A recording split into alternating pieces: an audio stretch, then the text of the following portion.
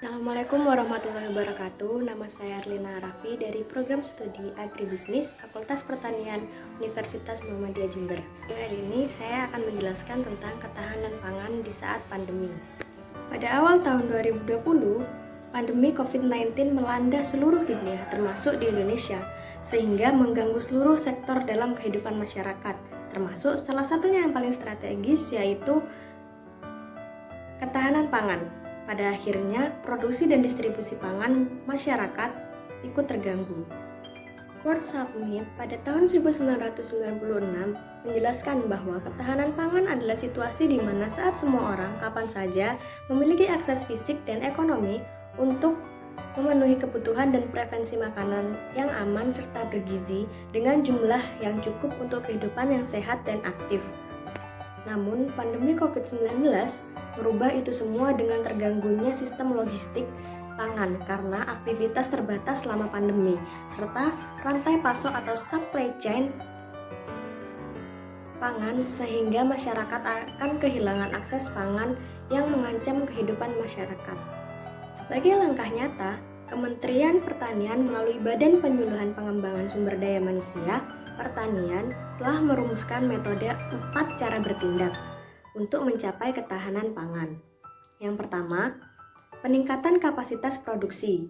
Kementerian Pertanian mengajak pelaku pertanian melakukan percepatan tanam pada musim tanam 2 2020 seluas 6,1 juta hektar, intensifikasi lahan rawa dan ekstensifikasi lahan pertanian.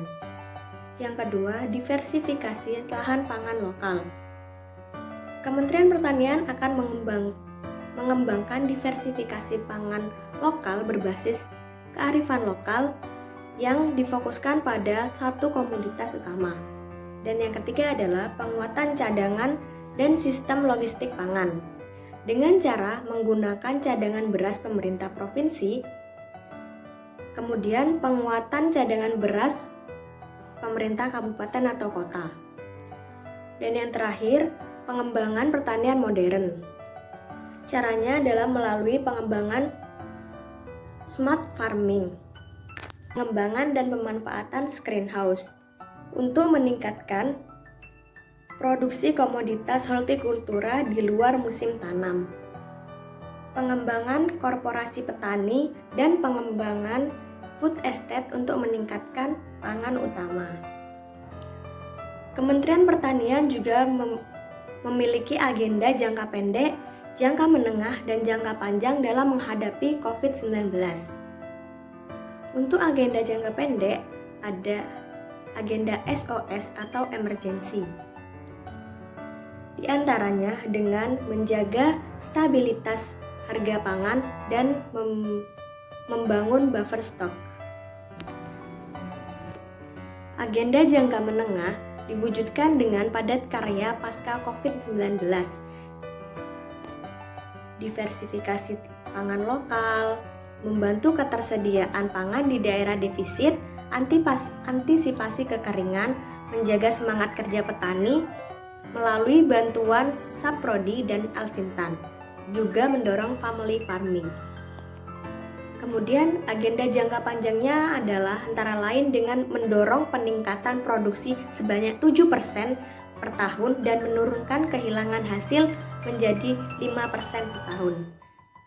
Banyak tantangan yang dihadapi untuk menjaga ketahanan pangan di masa pandemi. Namun, perkembangan yang telah dilakukan oleh pemerintah pusat dan daerah juga sebenarnya dapat menjadi dasar dalam upaya pemberian bantuan sosial atau bantuan pangan bagi mereka yang membutuhkan.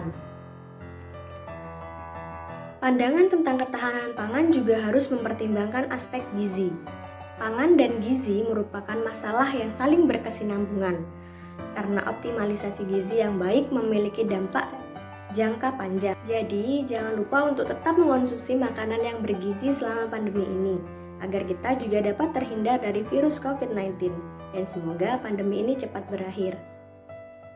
Sekian penjelasan dari saya tentang ketahanan pangan di masa pandemi. Kurang lebihnya mohon maaf. Assalamualaikum warahmatullahi wabarakatuh.